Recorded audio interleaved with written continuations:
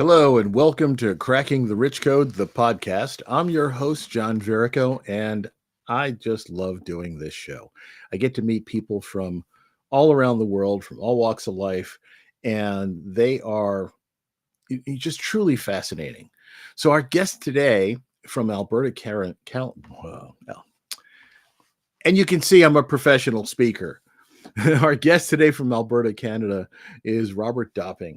And Robert is a certified business coach, a leadership strategist, an equity advocate, and a performance consultant. And he wrote about resilience in Cracking the Rich Code, Volume 17. And we're going to get into that. Thanks, everyone. And welcome, Robert, to the show. Robert, good afternoon. How are you? Good afternoon, John. I'm doing great, and thank you for having me. Oh, it's great to have you, sir.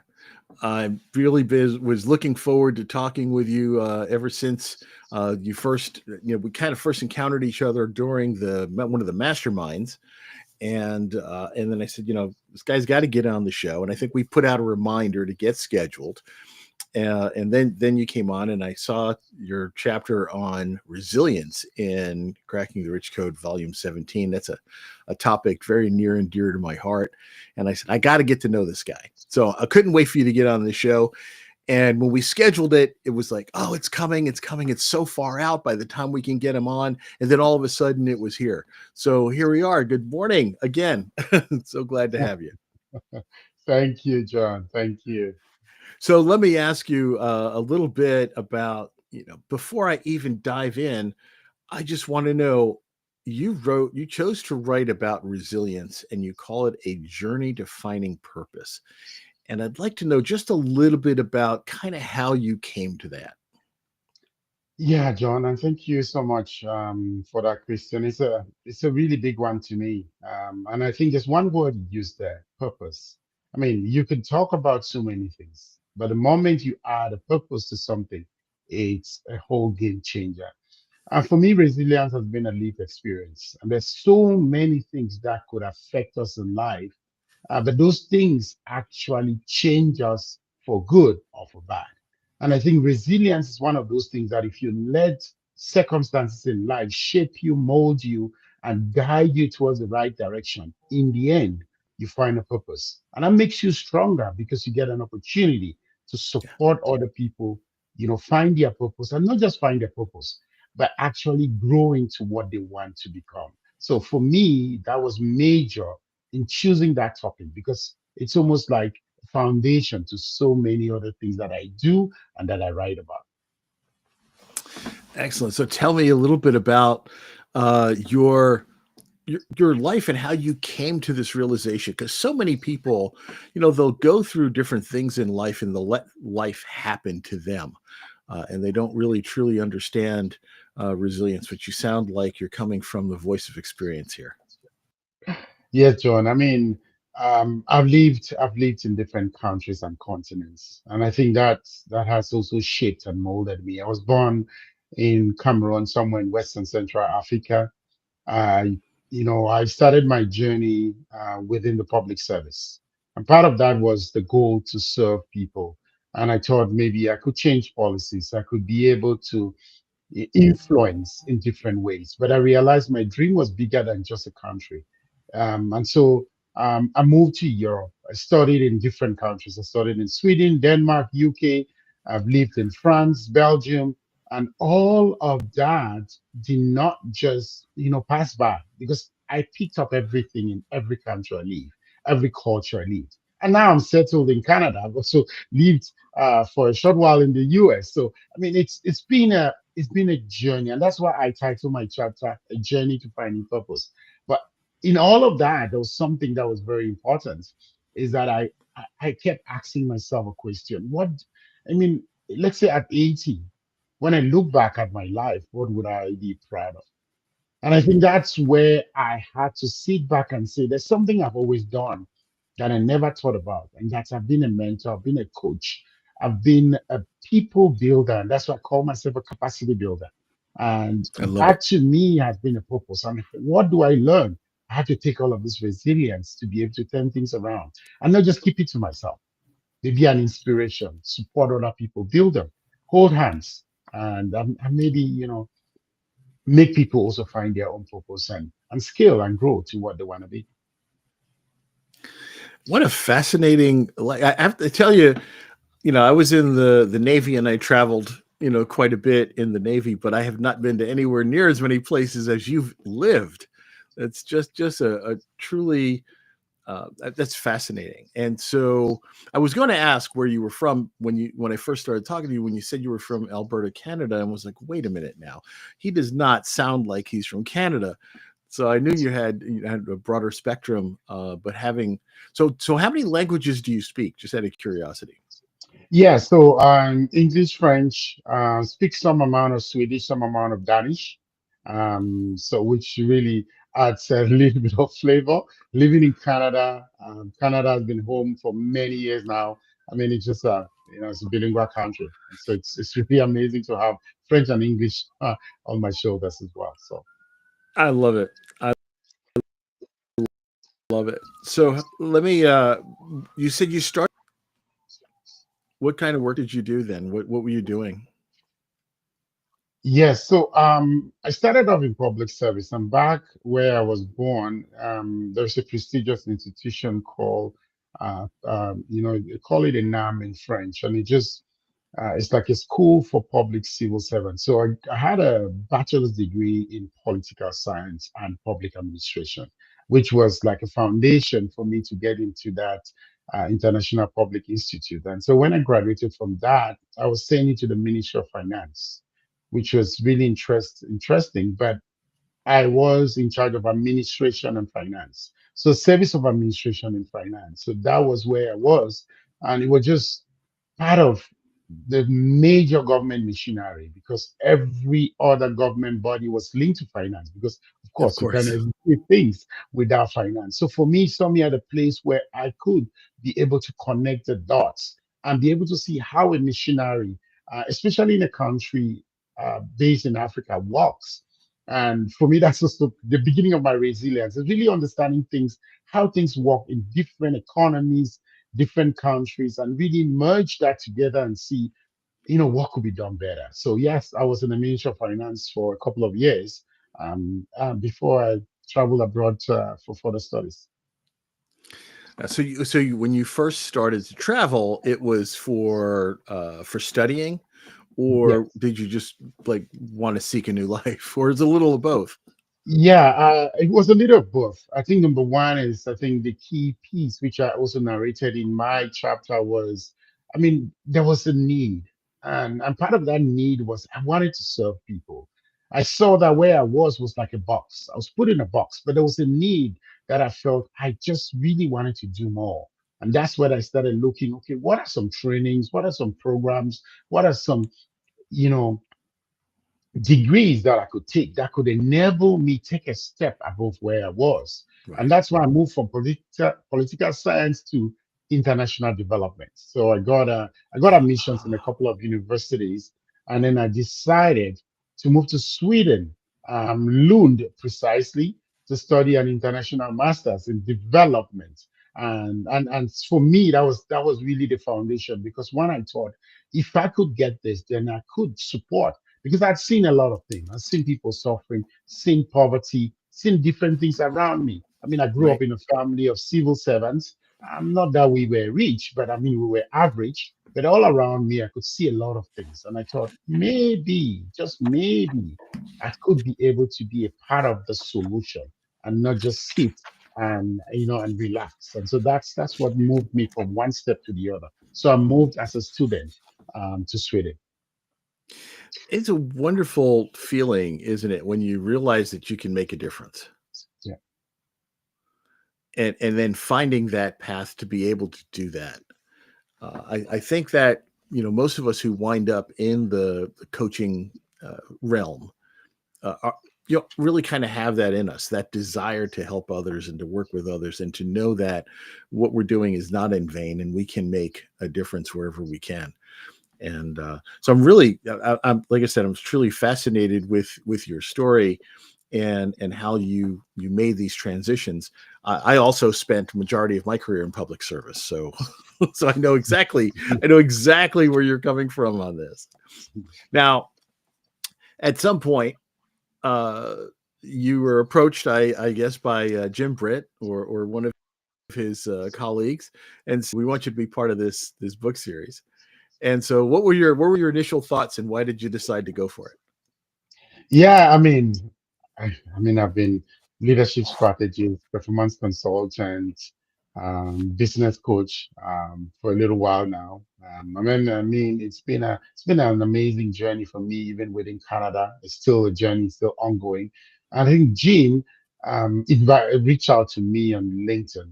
I think Jim read through my profile. I think he had seen a couple of things, videos about me and my presentations online, and so he reached out to me on LinkedIn. And he just, first of all, he just wanted to have a one-on-one with me. He wanted to know more about me, about my story.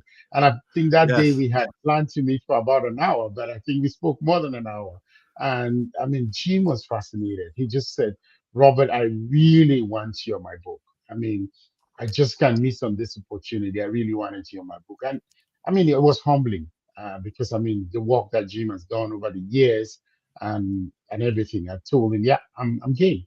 I'm good. I'm game. And that's how we started. And he said, yes, I want you to be able to craft as much as you can in, a few words in your story, and also just support people that are, really looking, because there right. may be people there that this could enable them reach out to you. So that's how this happened.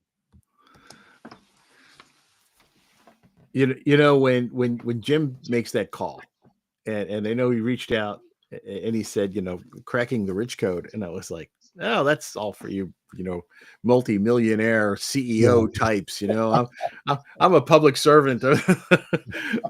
I'm not in that same category. I'm not about building wealth.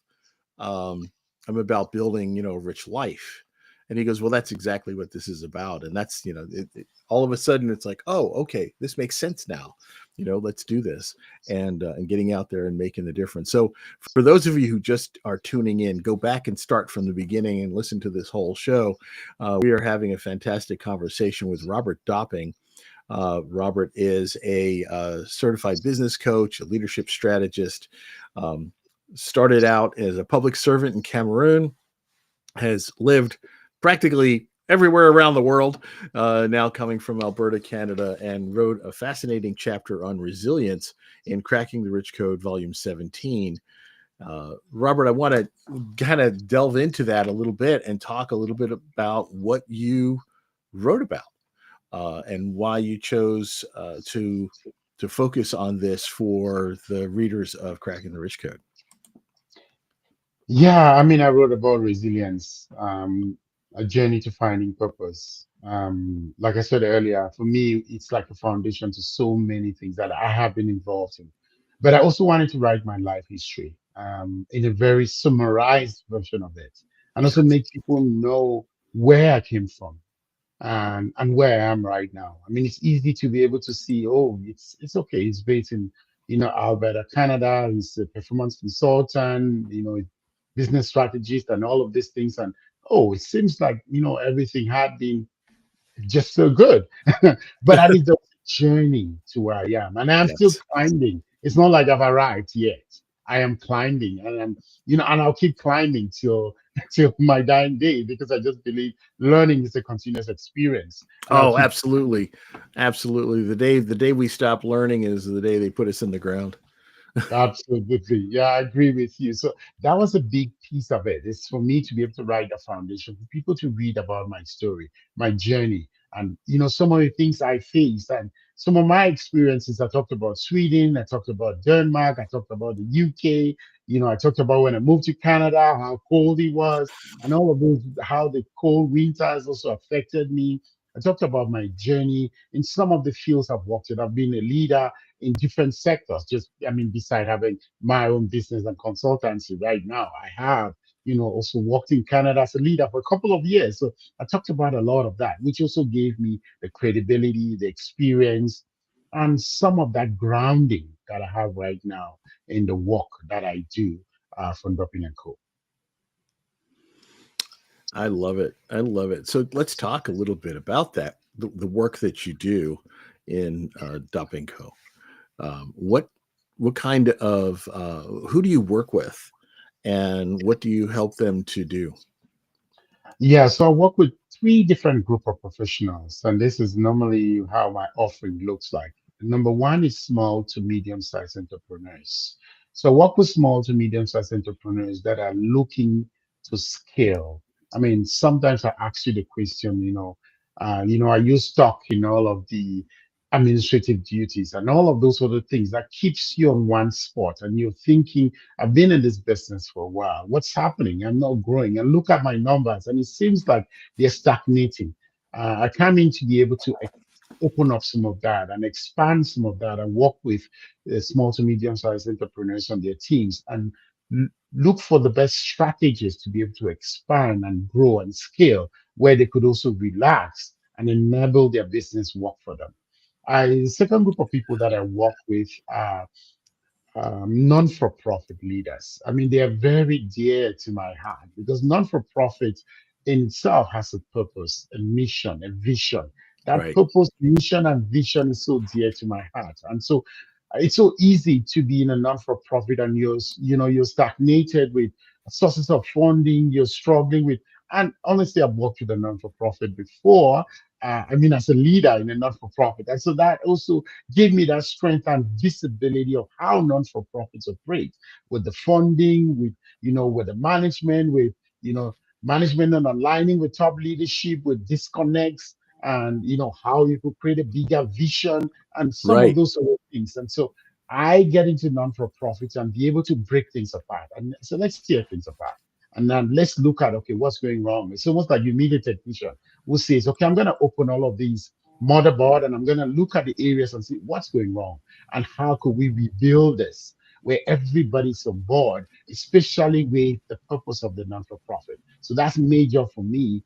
And then number three is just any leader who is a leader and who wants to grow on any aspect of their leadership. And that could be different areas that they want to grow. Just because I've been a leader myself, I've been trained as a coach and a consultant, I can definitely look at, okay, what is your main area of interest? Where do you feel is your area of opportunity? And sometimes we just have a discovery call for me to understand where the leadership is already going. And then I can definitely pinpoint to say, this is where I think could be an area of opportunity for you to grow and for you to achieve, the goals that you've set for yourself. So those are three different types of clients that I basically work with. Yeah. When you talk about the not-for-profit world, uh, we find so often that people are extremely passionate about the cause and the mission of the not-for-profit, which is why they go in that realm. But a lot of them don't have the leadership and the management skills and even the business skills to keep the thing operating properly. When they hire people, they hire people who are also passionate about the topic, but may not be experts in development or whatever. And it's frustrating to watch how they struggle. And that's why people like you and myself and others who work in this realm can be so essential for them to help to keep them on track and to do the things they need to do to stay functional and stay solvent while still being able to perform that mission. And then when you talked about leaders, that was another key point. There are so many people that wind up in leadership positions just because they've progressed through the ranks, because Yes. they've been around so long. They're there because of seniorship, not because of leadership. And so I find it, and I'm sure you do as well, essential that these folks learn how to transition from being a worker, from being a manager, managing resources, and becoming a leader of other people. And it's a whole different skill set. I agree with you 100%. And I've seen Yeah. that over and over and over again. I mean, there's just so much to leadership that, yeah, it's not just progressing and having the knowledge and experience people management is so key that it's so easy to get caught up with all of the other things in the bottom. You forget that you're leading people. You're not just leading furniture. You're actually leading people. Yeah, exactly. I like that, leading furniture. I'm going to remember that one and I'm going to use it. We are speaking with Robert Dopping. Robert is a certified business coach, leadership strategist, and just a brilliant guy who's kind of traveled and experienced life around the world in different cultures, in different types of environments, including the public service sector and including the nonprofit sector, in the education sector. He's kind of all over the planet, helping people. And just you know, to say this, you're kind of a darling of a guy, man. You really are. You just there's something about you that makes people be immediately drawn to you and want to listen to what you have to say. Robert, Thank I you. look forward to diving in further into your chapter on resilience. But I want to talk a little bit more now about if you were able to make some change in the world. I mean, I know we all do. In sometimes it's just one client at a time. But what is the major impact? You said, looking back at your life when you're 80 years old, um, what do you want to feel when you get to that point? What do you want to look back and say, I'm glad I did this, or I wanted to be able to do that? John, I'm glad you asked me this question. There are three words that I use on my business logo and that I use not just because I want to write it somewhere, but because it means a lot to me. So there is impact, there is scale, and there is purpose. Those three words, for me, they are pregnant because they mean a lot. Because that's where, like I said, when I have this icebreaker, which I normally present at a lot of when I do my workshops and keynotes, which is called um, "You are the CEO of your life." And part of that CEO of your life is what you take ownership of and what you give people ownership of your own life. It's so major to me because I just imagine 80 years when I'm 80 and I'm looking back and I'll ask myself, I was the CEO of my life. What did I use that for? How did I one create an impact? How did I enable people scale to the best version of themselves, not just a business? That could Right. also be just you to the best version of yourself, but that could also be a business. And then how did I enable people find their purpose? And purpose leads to happiness. Where you sit back and you're, yeah, I did it. And I'm grateful. I used all I had. I used all my skills. I used the best in which I am to be able to attain something that gives me joy. And if I'm exiting this world, I'm exiting it as a happy person. For me, those three things are major. Well, you know what? We're going to need you to stick around a lot longer than just 80. So don't limit yourself there. That will be a time of reflection. But 100, 110 will be good for me. I want to live long enough to annoy my wife. No, I'm kidding. I'm Yeah. already doing that. I'm already doing that quite well. Oh, that you've made some. You really struck home with a lot of things about being the CEO of your life, and looking back at your at your life and career. I think we all want to think about uh, kind of our legacy, and the legacy is not our stuff or our finances or the things we've accumulated, but it's the impact we've made and how we lift people feeling. And so, what if you had something in that you wanted to be remembered for? What would that be, Robert? I think if there's one thing I want to be remembered for was that I made people felt better just by me having an experience with them. However that experience with. It's like, let's say John, you and I met today and we chatted even for a minute. And we parted. Um, I want you to feel better than the time I met you. For me, that's always what I want to do. It's um, Yeah.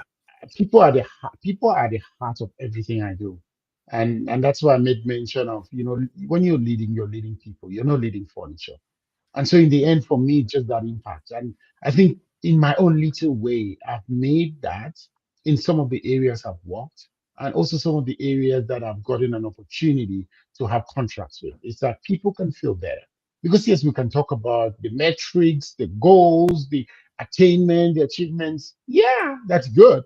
But honestly, the most essential thing are the people. It's just to make them feel better, feel, oh, I learned this thing. Oh, I couldn't have thought about it. Oh, wow. Just that smile, that interaction, it just made my day. That's it for me. And sometimes it's as simple as that, just that simple smile, just that Yes. simple smile Yes. that could make a huge difference for somebody. Yes. I Yeah. agree with you. I know I feel so much better when somebody smiles at me. Yeah. And so I try to do that with others as well. And it has a significant impact on people's lives. And sometimes we impact people's lives without even realizing we're doing it. And I so agree with you. yeah, so we need to be able to be aware of what we're putting out there and how we're showing up in the world.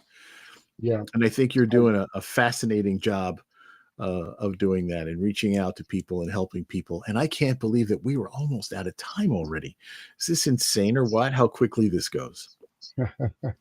Everybody says, "Oh, we're going to do this for half an hour or whatever." Like, yeah, but that's okay. You know, it will we'll find things to talk about. Well, yes, we will. And look, the time is almost up already. So, I had like so many things that I would love to talk with you more about, and maybe down the road we'll get you back on another episode as well.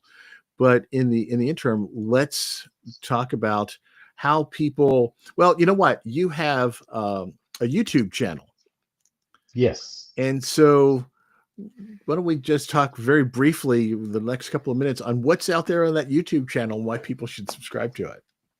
Yeah, I mean, my YouTube channel has always been for me. I created not just as a link, like another business link. I created it because I wanted to provide some value, and a lot of what I put out there on my YouTube channel is mostly just life's values and lessons. A couple of things that people might not, you know, think about in life, especially as a person, especially looking at different aspects, because I focus on the person in my channel. I mean, if you go through my channel, a lot of those things are not just on, oh, this is strategy, this is this. I mostly focus on the person. Those things that we could do that could make us better. Right. And also those things that lead us, tips and techniques that they could be able to take that could help them, be better at whatever thing they've chosen to do. Thanks. And your channel is Ndoping Coaching, and they can find you Yes. on LinkedIn, and it'll be in the show notes as well, people, so you can find his YouTube channel as well as connecting with him on LinkedIn. That's a great way to get in touch with him. He seems to be very responsive there.